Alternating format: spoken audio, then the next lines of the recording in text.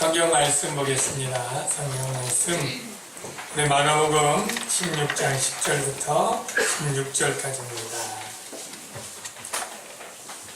마가복음 16장 10절에서 16절까지 교독하겠습니다. 마리아가 가서 예수와 함께하던 사람들이 슬퍼하며 울고 있는 중에 이 일을 알리매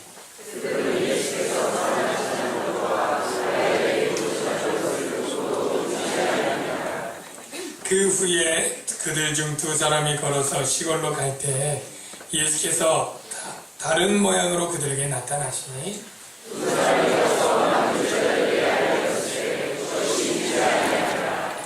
그 후에 11제자가 음식 먹을 때 예수께서 그들에게 나타나사 그들의 믿음 없는 것과 마음이 완악한 것을 꾸짖으시니 이는 자기가 살아난 것을 본 자들의 말을 믿지 아니함일러라.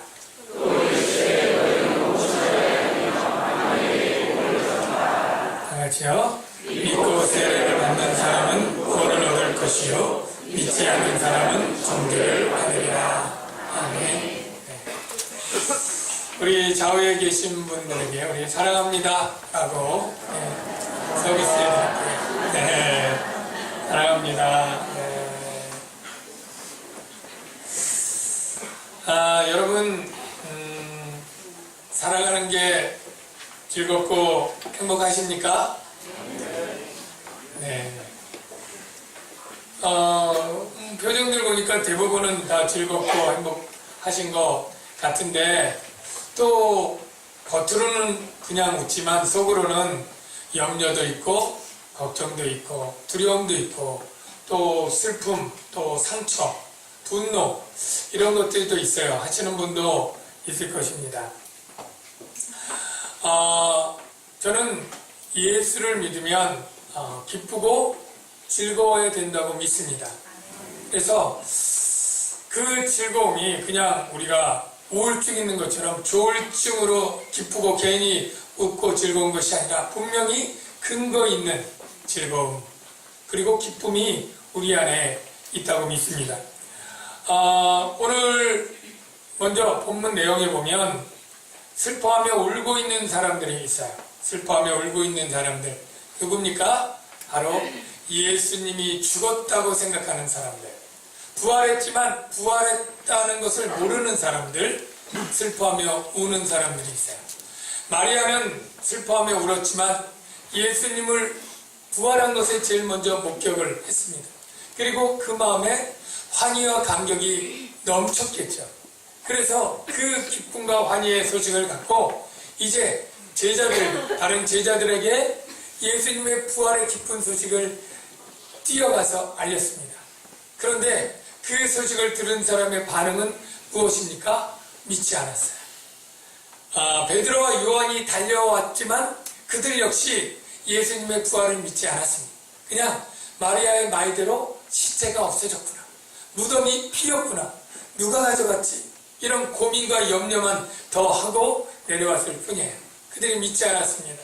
믿지 않은 그들의 모습은 무엇이었습니까? 10절에 보니까 예수와 함께하던 사람들이 슬퍼하며 울고 있는 중, 중이니까 계속 진행이죠. 뚝 끝인 게 아닙니다. 계속 슬픈 거예요. 왜? 주님이 죽으셔서. 계속 울고 있는 거예요. 왜요? 여러 가지 복합적인 감정이죠. 내가 주님께 배신했어. 주님을 지켜주지 못했어.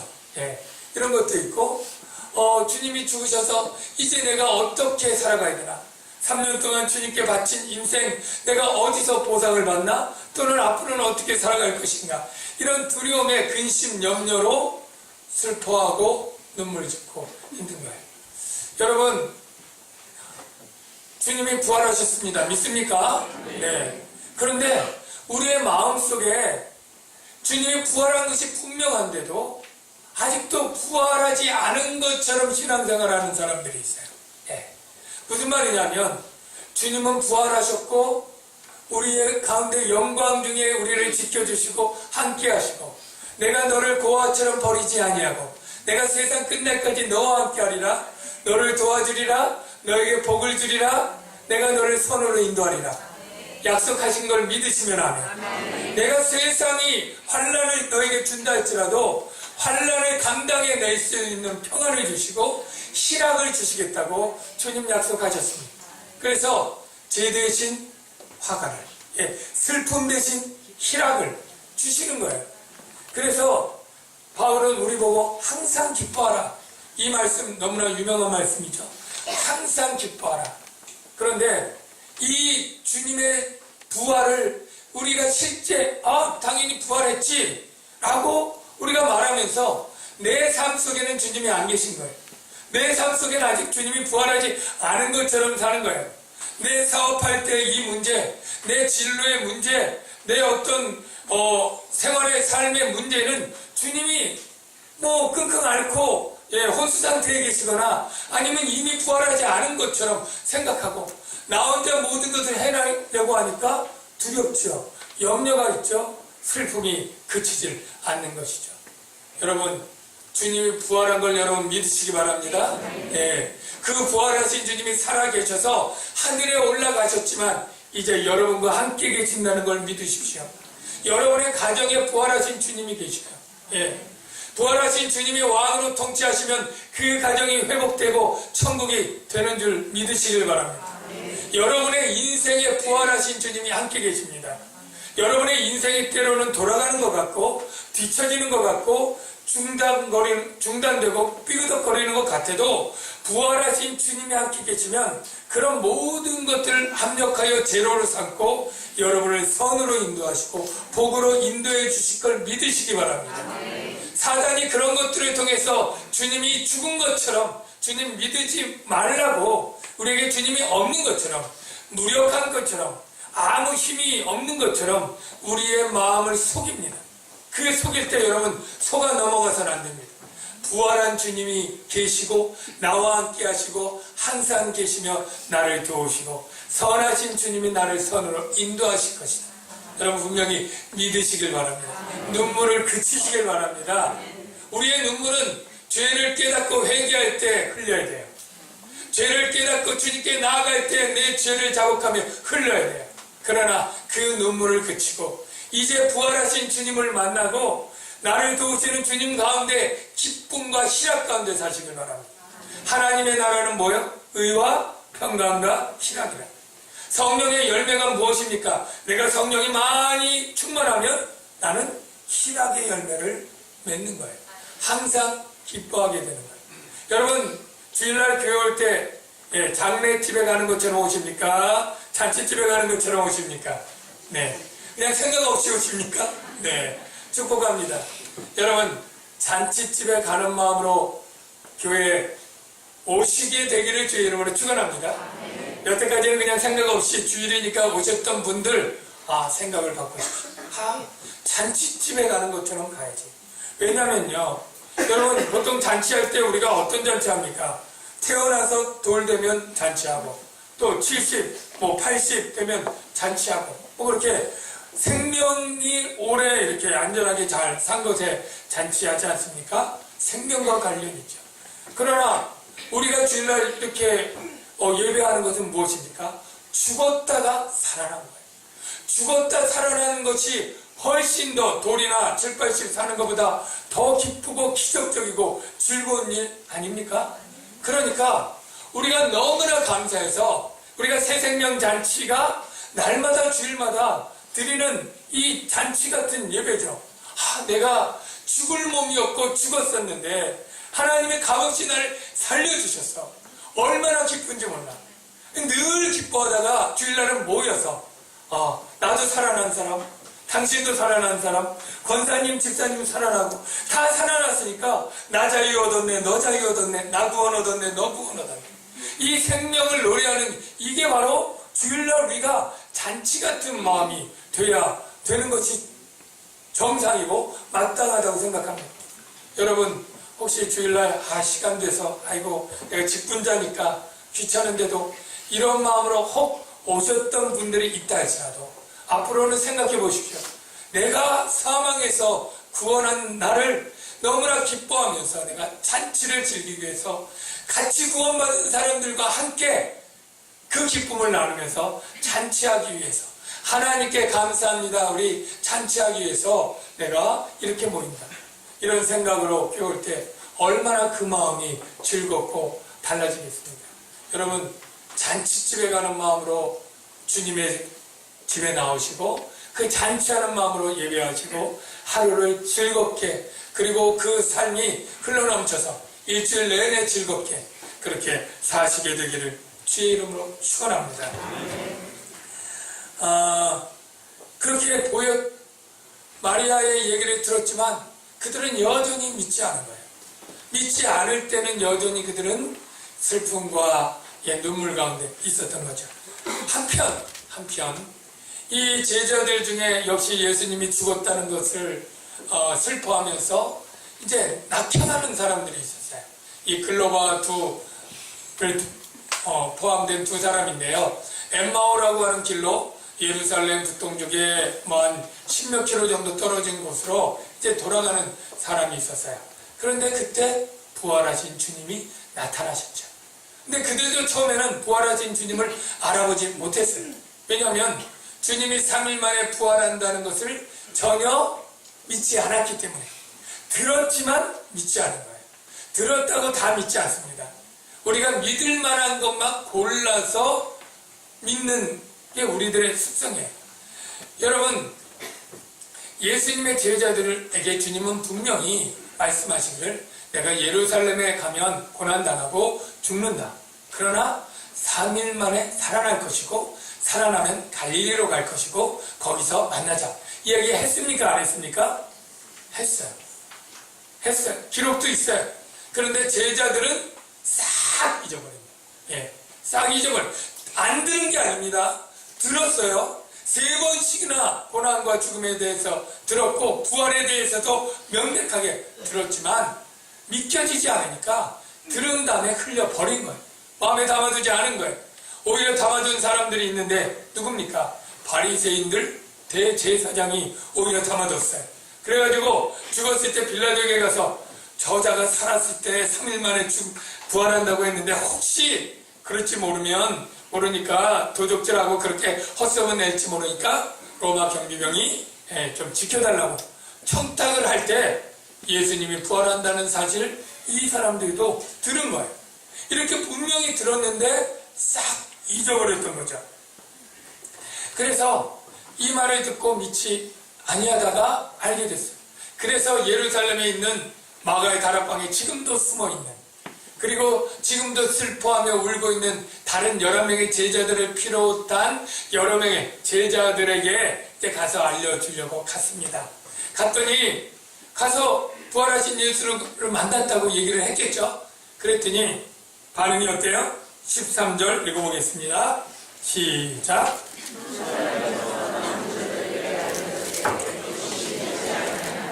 네, 역시 믿지 아니하니라. 그들도 안 믿었다는 거예요. 그런데 혹 성경을 잘 아는 분은 누가복음도 읽어보신 분이 있을 텐데 누가복음에는 이 대답이 다르게 나와 있어요. 뭐라고 나와 있느냐면 과연 주님께서 부활하시고 막달라 마리아에게도 보이시고 시몬에게도 보이시고 너희 둘에게도 보이신 것 보니 과연 주님이 살아나셨다. 이렇게 믿음의 대답을 하는 게 누가복음에 나와요. 그것을 같이 보고 여러분들이 딱 대조해놓고 두 성경이 틀리네, 다르네, 모순이네, 잊지 못할 거네, 이러시면 안 됩니다. 다 모순이 아니고 믿을 수 있습니다. 수십 명 중에 마가는 역시 믿지 않는 사람들이 있는 것을 보고 안타까워서 역시 믿지 않더라 그렇게 얘기를 한 거고요.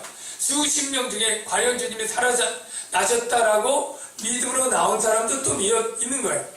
누가는 그 사람을 적은 것 뿐이다. 이렇게 하면 문제 해결됩니다. 어쨌든 믿음 없는 사람이 더 이상하고 많았다고 보여져요. 그런데 그날 밤에 주님이 나타나시고 여러분이 아는 것처럼 쓱 이 마가의 다락방이 닫혀있을 때 쓱 나타나죠.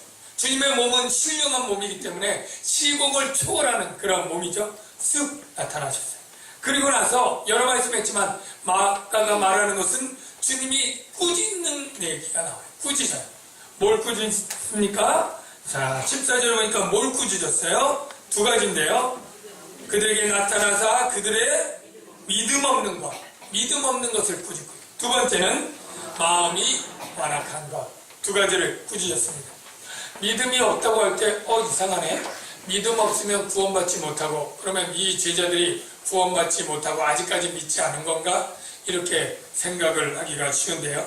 이 믿음이 없는 것, 이 아피스티아라고 하는 헬라어는 정확하게 말하면 믿음이 없는 것이 아니고 뭐예요? 믿음이 약한 거예요. 믿음이 약한 것을 꾸짖었다, 이렇게 생각하면 됩니다. 여러분, 우리가 믿음으로 새 생명을 얻습니다. 그런데 새 생명 얻은 사람들도 아주 힘이 넘쳐서 20대에 아주 장성한 청년의 힘 있는 그러한 때도 있지만 갓난아기도 있잖아요. 갓난아기는 정말로 힘이 아무것도 없죠. 아무것도 들 수도 없고 자기 몸도 가누지 못하는, 그러나 똑같이 살아난 것이죠. 생명이 있는 것이죠. 그런 차이예요. 아니, 20대인데도 교통사고로 식물인간이 되어서 중환자실에 누워있어요. 그 사람도 똑같이 생명이 있어요. 그러나 그 사람도 너무너무 생명력이 약한 것이죠. 우리가 예수 믿고 다 생명을 얻었지만 생명이라고 똑같은 생명이 아닙니다. 아주 강건하고 풍요로운 생명이 있고 비실비실하고 약하고 쓰러질 듯한 그러한 생명이 있는 거예요. 주님은 여러분들이 생명을 얻고 풍성이 얻기를 원하셔서 이 땅에 오신 줄로 믿습니다. 가장 풍성한 생명이 뭐예요? 두 글자로, 가장 풍성한 생명, 영생입니다. 하나님의 생명을 받아서 영생을 누리는 게 가장 오랫동안 영원히 가장 무한한 풍요로운 질적인 하나님이 누리는 생명, 가장 풍요로운 생명, 그 생명을 우리에게 주기를 원하는 거예요. 그런데 지금 예수 믿는데 생명을 얻었는데 마치 어린아이처럼 중환자실에 누워 혼수 상태로 있는 사람처럼 믿음이 너무너무 약한 이 제자들에게 책망하는 거예요. 책망하는 거예요. 축복합니다. 저는 여러분들이 예수를 다 믿는 줄로 믿습니다. 그렇게 믿고 싶습니다. 여러분, 예수님 안 믿는 분 계십니까? 다 믿으시는 줄로 믿습니다. 여러분, 믿음 안에서 여러분이 중생하고 새 생명을 얻었습니다. 그런데 그 생명이 기력이 없고 힘이 없고 나약하지 않았으면 좋겠습니다. 여러분이 장성한 분량이 충만한 그리스도의 것처럼 되어가는 과정 가운데 에너지를 얻고 힘을 낼 수 있도록 자라나고 강건해지기를 주의 이름으로 축원합니다. 그렇게 되기를 축원합니다. 그런데 그렇게 되고 싶어도 안 되는 경우가 많아요. 안 되는 경우. 왜 안 됩니까? 여기 마음이 완악하면 안 돼요. 마음이 완악하면. 여기 마음이 완악한 것 있죠? 마음이 완악하다는 걸 하더니 있어요. 딱딱한 거예요. 딱딱한 거. 여러분, 마음이 단단한 거는 좋은 의미인데 딱딱한 거는 안 좋아요. 여러분, 비가 내리면 화단에 있는 흙에는 비가 촉촉히 스며듭니다. 그러나 그 화단 밖의 콘크리트는 어떻게 해요? 비가 내려도 다 흘러갑니다. 하나도 그 콘크리트, 물론 조금 그 콘크리트 안에도 구멍이 있고 뭐가 있는 것처럼 흘러 들어가지만 몇 프로, 비의 온량의 몇 프로 안 흘러가고 다 흘러 내려가지 않습니까? 우리의 심령도 그럴 수 있어요. 우리가 딱딱하면요, 하나님의 은혜가 비처럼 내려와서 흘러갑니다. 여러분, 하나님의 은혜는 이스라엘 백성은 다 물로 비유되어 있어요.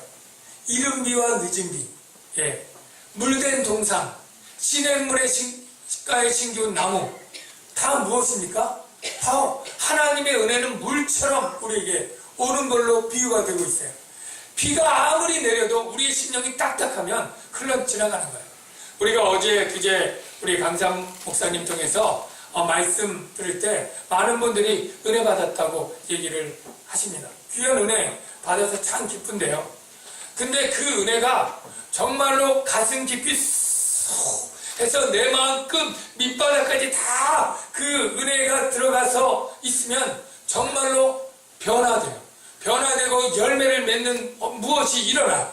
그런데 받을 때에 즐겁게 재밌게 또 이렇게 했지만 들어가지 못하면 말라버립니다. 흘러 떠내려가요. 떠내려가고 그냥 조금만 얼룩돼서 적셨다가 금방 수증기로 다 날아가고 없어지는 그러한 심령도 있는 거예요. 여러분, 바로 그렇게 딱딱한 심령은 하나님의 말씀이 은혜의 비로 쏟아 부어진다 할지라도 얼마 가지 않아 다시 건조하고 사막처럼 되는 거예요. 예, 물이 다 은혜가 떠내려가니까 매일 똑같은 설교를 듣고 매주일 이 자리에 같이 1시간씩 있어요. 그러나 똑같이 1시간 똑같은 제 설교를 똑같이 들어도 은혜 받는 것은 사람마다 얼마든지 다를 수 있습니다. 여기 계신 분들이 지금 이 시간에도 제 말씀을 통해 깨닫고 은혜 받고 쑥 그것이 심령 가운데 스며들고 밑바닥까지 들어가서 여러분이 영적인 열매를 맺는 자양분과 수분으로 일주일 동안 살아갈 힘으로 살아가는 분도 있지만은 지금 들어오면서부터 마음의 표면만 적시고 쓱 지나가고 한 5분 있으면 수증기로 다 날아갈 분도 있을 수 있는 것이죠. 그러면 점점 딱딱해져. 바로 완악하다는 게 딱딱한, 믿을 만한 일도 안 믿는 거예요. 보고도 안 믿는 거예요. 콩으로 매주를 쓴다고 해도 안 믿게 되는 이러한 마음이 되는 거예요. 축복합니다. 주님은 이걸 싫어하셔요. 주님은 이걸 안타까워하셔요. 그래서 꾸짖었다고 얘기해요. 그 좋으신 분이 꾸짖는 데는 다 이유가 있는 것입니다. 너무너무 중요하기 때문에 꾸짖는 거예요. 주님은 다 용서하시고 사랑 많으시고 너그러우신 분인 거 믿죠? 잘못해도 다 용서합니다. 그러나 믿음이 없는 것은 주님은 참을 수가 없는 거예요. 그래서 하나님이 주시는 그 귀한 은혜들을 다 흘려버리는 것은 너무 안타까운 거예요. 꾸짖으시는 거예요. 저 여러분 하나님께 꾸짖받지 않게 되기를 주의 이름으로 축원합니다. 그러면 이미 나는 딱딱하고 이미 나는 정말 믿음이 없는데 어떡하느냐, 이런 걱정이 되는 분들이 있을 거예요. 해결책이 있습니다. 바로 호세아와 사도 바울의 로마서 두 말씀을 제가 말씀을 드릴게요.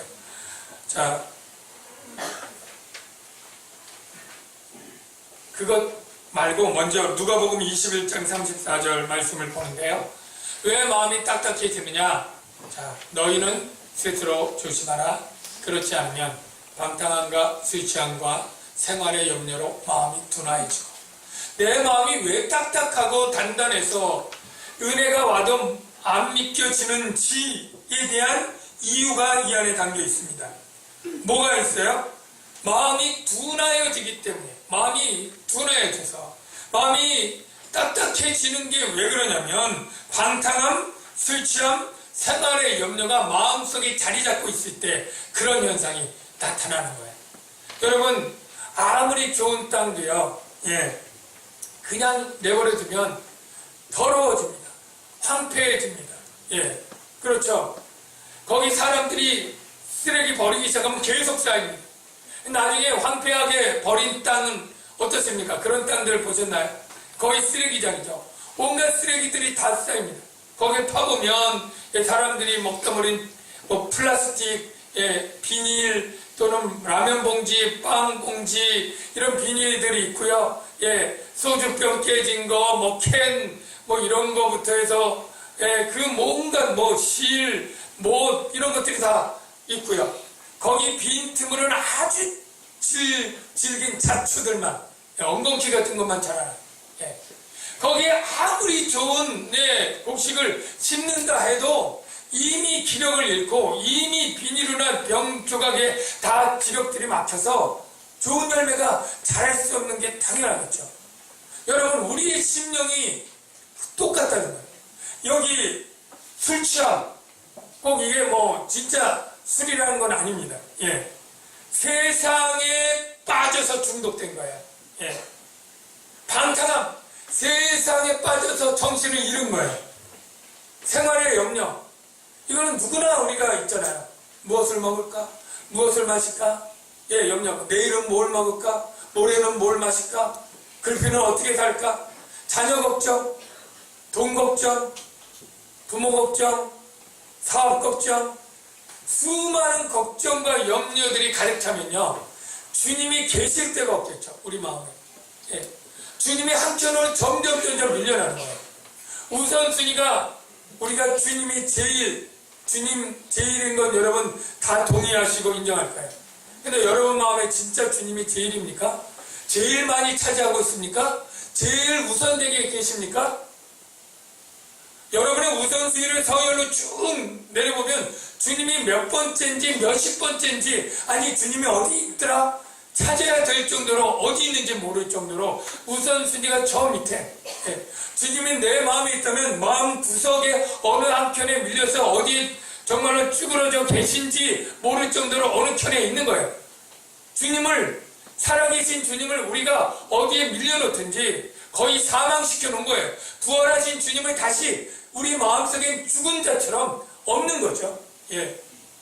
이러니까 우리의 마음이 둔해지게 된 것이고요. 예.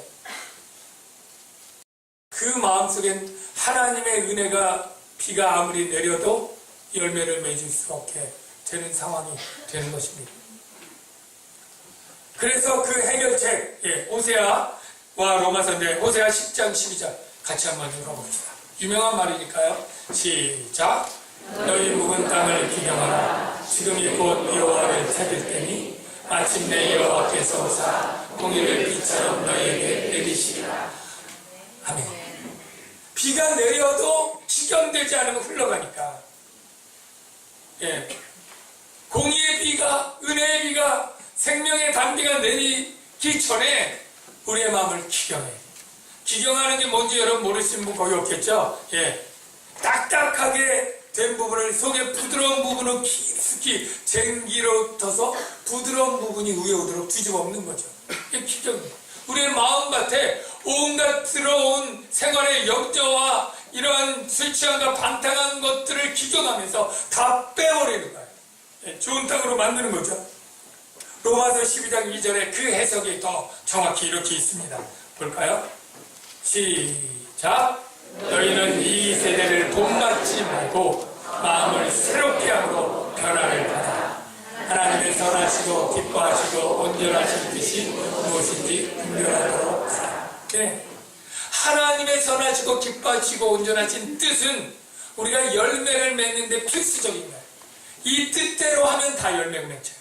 그런데 이 뜻을 분별하기 위해서 뭐 해야 돼요?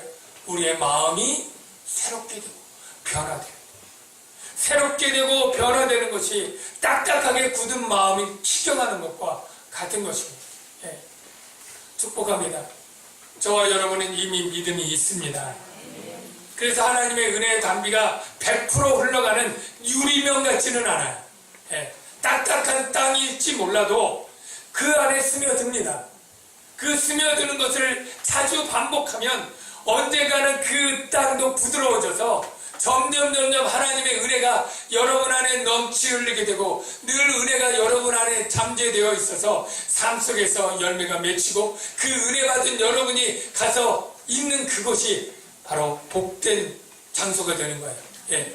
들어가도 나가도 복을 받고, 예, 내가 복이 있으면 어디를 가나 복이 함께 하는 거예요.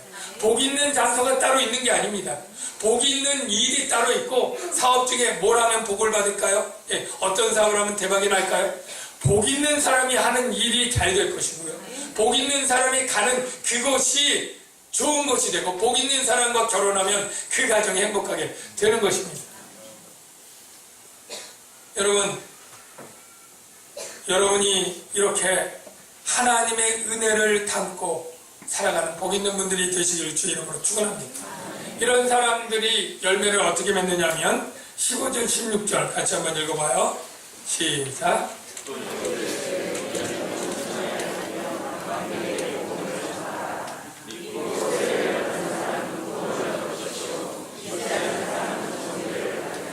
네, 우리가 하나님의 은혜로 복음을 받았습니다.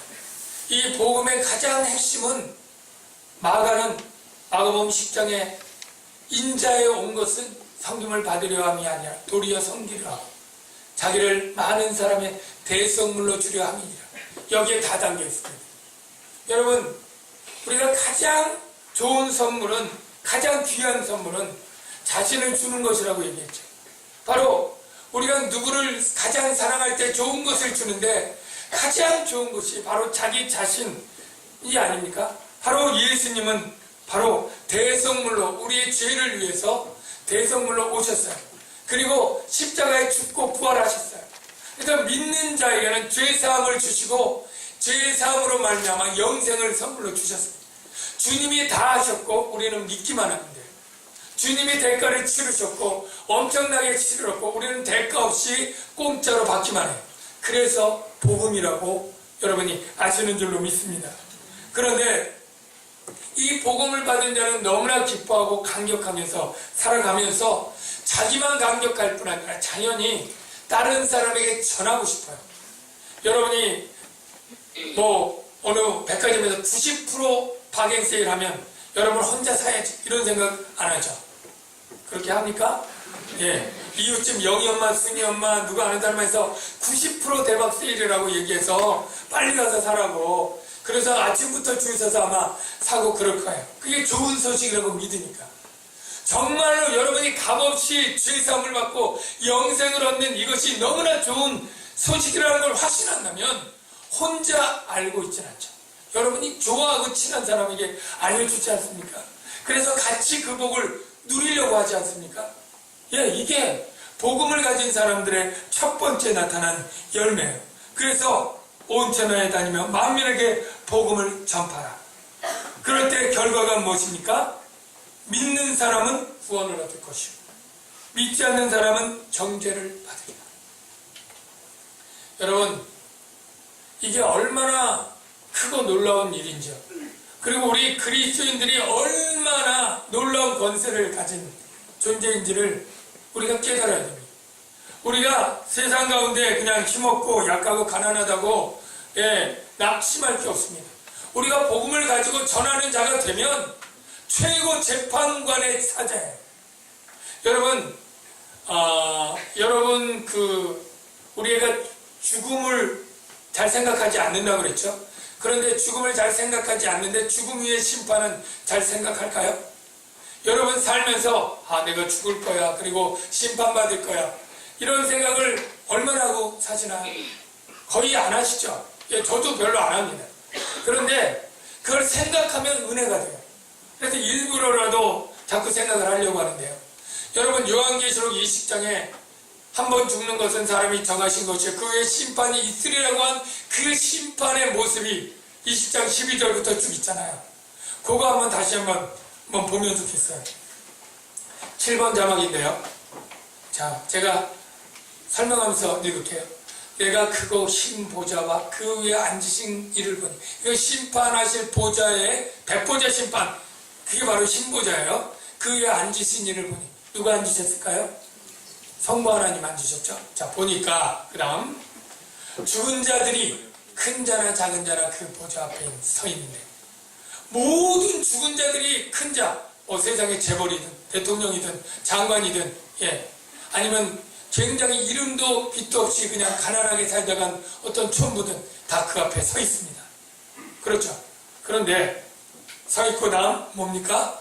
죽은 자들이 자기 행위를 따라 책들에 기록된 걸로 심판을 받으니, 자기 행위가 책들에 다 기록된 거예요. 사실은 행위뿐이 아니죠. 누구든지 무익한 말로 심판을 받는, 우리가 농담처럼 했던 말도 심판받는다고 예수님 말씀하셨어요. 또한 여러분 혈과 육과 골수를 찔러 쪼개기까지 한다. 이게 뭐예요? 마음을 감찰하시는 거예요. 그러니까 우리의 마음도 다 심판을 받아요. 지금 최순실 사건 너무 이슈고 국정조사 하는데 얼마나 진실을 밝혀질지는 정말로 미지수라고 생각이 돼요. 드러나는 것 있지만 그 안에 감춰진 많은 것들은 그냥 아마 덮어갈 거예요. 뭐 그럴 능력도 없고 거짓말로 잡아떼면 증거 없으면 우리가 증명하지 못하는 것이 현행 법이잖아요. 많은 것들이 감춰 지금도 감춰진 채로 왔던 것처럼 재판에도 많은 것들이 감춰질 거라고 그렇게 돼요. 그러나 하나님이 심판대로 있을 때는 불꽃 같은 눈으로 우리의 모든 것을 행위와 그 마음의 은밀한 것, 우리가 얼마나 은밀한 게 많습니까? 저와 여러분이 우리의 모든 은밀한 것들은 내 스스로 생각하기도 아내에게도 남편에게도 가족에게도 숨기고 싶은 그런 은밀하고 죄악된 우리의 욕망들 있잖아요. 예. 그리고 그런 악들이 있잖아요. 그런 드러나지 않습니다. 우리 마음속에 대부분 숨겨져 있어요. 이런 것들이 다 드러나는 거예요. 그 심판 때 얼마나 부끄럽습니까? 얼마나 창피하고 그 형벌이 두렵습니까? 다 기록되고 다 심판을 받는다는 거예요. 굉장히 무서운 말씀이죠. 그 다음 각 사람이 자기의 행위대로 심판을 받고 그리고 그 결과가 뭐예요? 심판받고 정죄당하는 거죠. 그래서 불못에 던져집니다. 그 다음 이것이 둘째 사망 곧 불못이요. 그 다음 누구든지 생명책에 기록되지 못한 자는 불못에 던져지더라. 믿으시면 아멘. 그거 거짓말 아닙니다. 요한이 과정법으로 불못하면 무섭게 해서 지어낸 게 아닙니다. 그가 본 환상이고 그가 이것에 더하거나 빼는 자는 저주가 있을 거라고 분명히 도장 찍고 말씀하신 진실입니다. 그럼 그렇게 믿으십시오. 그런데 죽은 자들이 거기 간다고 할 때 저와 여러분이 어떻게 생각했습니까? 두려워하지 않았습니까? 내가 예수 믿지만 내가 그 심판대에서 정죄받고 불못에 가면 어떡할까? 내가 둘째 사망을 당하면 어떡할까? 이런 두려움들이 저와 여러분들이 잘 모를 땐 다 있었을 거예요. 요한계시록 강해를 잘 듣기 전까지는 그랬을 겁니다. 그런데 우리가 강해를 마치고 깨달은 것이 무엇입니까? 저와 여러분은 그 자리에 죽은 자가 아니 될 것이라는 거예요. 저와 여러분은 첫째 부활에 살아난 자들이 되고 죽은 자들로 그 자리에 서지 않을 것이라고 하는 놀라운 복음의 소식이 바로 성경에 담겨있는 거예요. 우리가 너무나 잘 아는 요한복음 5장 24절 한번 볼까요? 거기 뭐라고 되어 있습니까? 내가 진실로 진실로 너에게 말하노니 내 말을 듣고 또 나 믿는 자를 나 보내신 이를 믿는 자는 뭐예요? 영생을 얻었고 심판에 이르지 아니하나니 사망에서 생명으로 옮겼느니라. 자, 여기 심판에 이르지 아니하나니만 주목해봐요. 우리가 이미 심판에 이르지 아니할 자가 예수 믿을 때 된 거예요. 우리는 죽은 자로 하나님의 보좌 앞에 서지 않습니다. 이미 예수님이 십자가에서 다 이루었다 하고 그 수치를 다 당하시고 그 버림을 당하시고 그 모든 형벌을 다 당하신 거예요. 믿음 안에서 우리는 그 값을 다 치른 것입니다. 다 이루신 것입니다. 이미 나에게 죄는 내 율법과의 죄는 속량되었고 나는 정죄받을 죄가 더 이상 나에게 남아있지 않습니다. 나는 심판에 이르지 아니합니다. 할렐루야. 아멘. 여러분 이것이 얼마나 크고 놀랍고 값지고 복된 소식인지 여러분 아십니까? 로또 복권 되는 것은 잠시 그 인생 몇 년 잘 살고 좋은 일이지만 영원토록 하나님의 영광의 나라에서 살게 되고 구원받고 살아가는 이 복이 우리에게 주어진 걸로 인해서 세상 사람들의 조그만 형통을 부러워할 필요 없습니다. 주눅들 필요도 없고 위축할 필요도 없고 열등감 느낄 필요도 없습니다.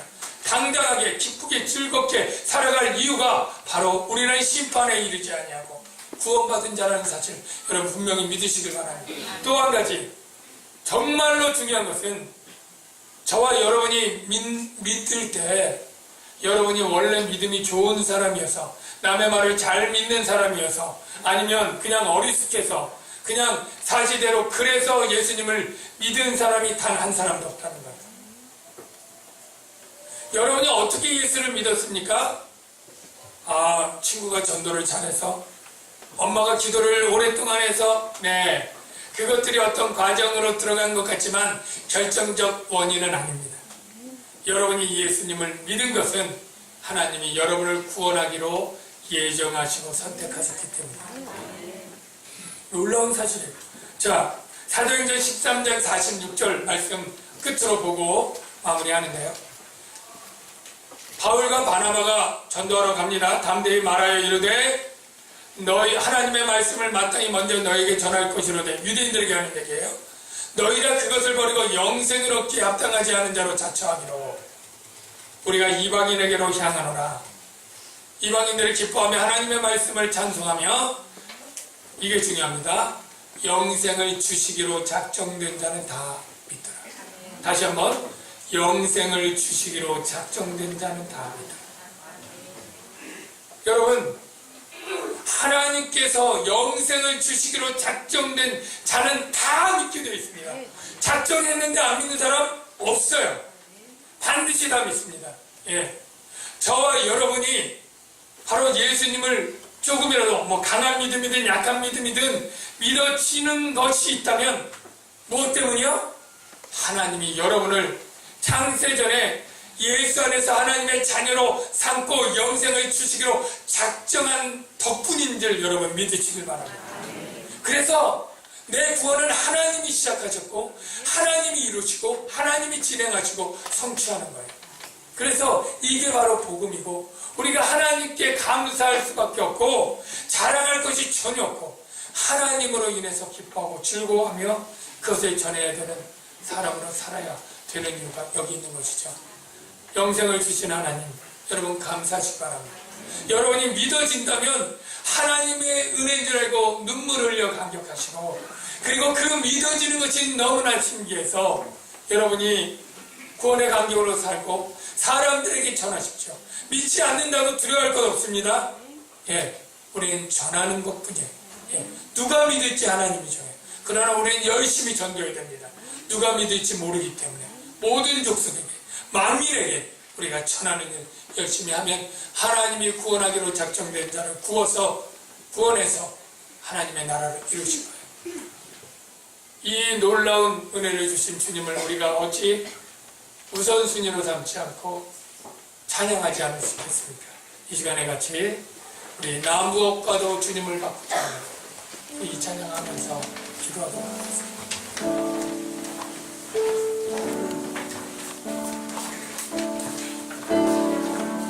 더우시면 에어컨을 좀 켜두세요.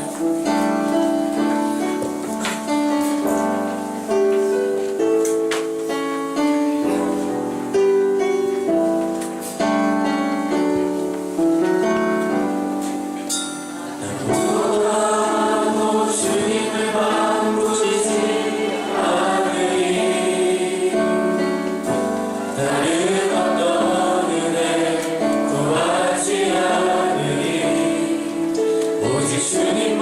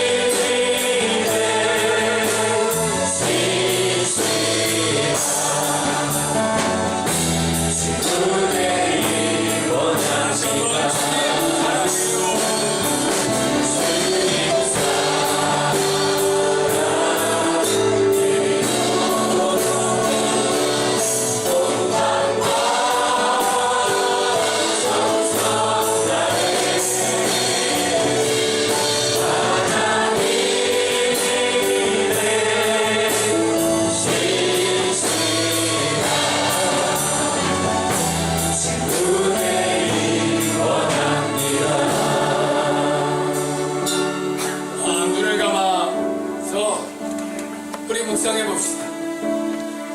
나를 지으시고 나를 구원하시고 나에게 심판을 명케 하시고 하늘의 그 영원한 영광을 약속해 주신 그 주님 얼마나 좋은 분이십니까? 우리 마음으로만 듣다고 하지 말고 입으로 시인하고 고백하는 게 중요합니다. 주님 고맙습니다. 주님 감사합니다. 주의 은혜를 너무나 감사합니다. 사랑합니다.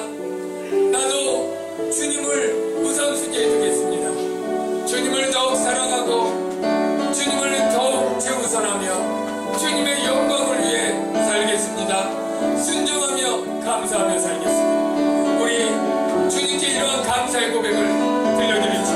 우리 다 같이 주여 세 번 외치고 감사의 기도 드리겠습니다. 주여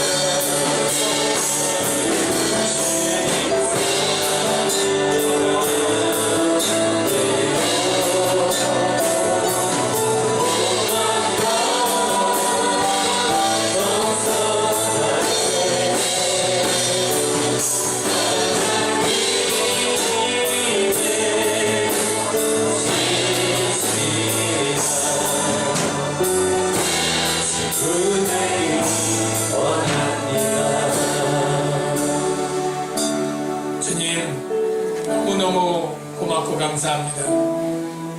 그런데 우리는 자주 이 감사를 또한 잊어버리고 우리의 심령은 금방 단단하게 굳은 마른 길가의 땅처럼 변해서 온갖 세상의 것들로 채워서 주님을 멀리 일쳐내거나 없애는 일들을 합니다. 주님 용서해 주시고 우리가 마음을 새롭게 하게 하시고 변화하게 하시고 마음밭을 기경하여서 주님의 은혜의 담비를 받을 수 있도록 좋은 땅이 되게 하시고 주인을 우리의 마음의 왕으로 섬기는 저희들 되게 하여 주시옵소서.